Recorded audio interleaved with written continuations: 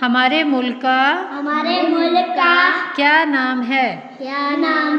हमारे मुल्क का क्या नाम है? पाकिस्तान। हमारा परचम कैसा है? हमारे परचम का रंग सब्ज और सफेद है।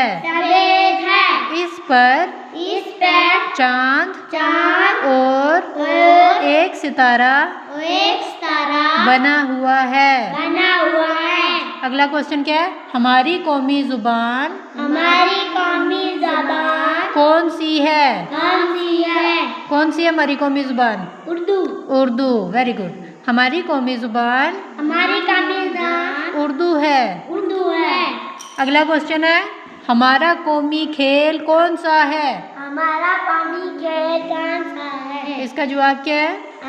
हॉकी। हमारा कौमी खेल हॉकी है। नेक्स्ट क्वेश्चन, हमारा कौमी फूल कौन सा है? हमारा कौमी फूल कौन सा है? चमेली। हमारा कौमी फूल चमेली है। अगला क्वेश्चन क्या है? हमारा कौमी लिबास कौन सा है? कौन सा लिबास है हमारा?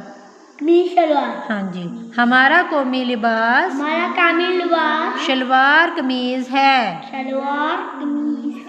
Very good.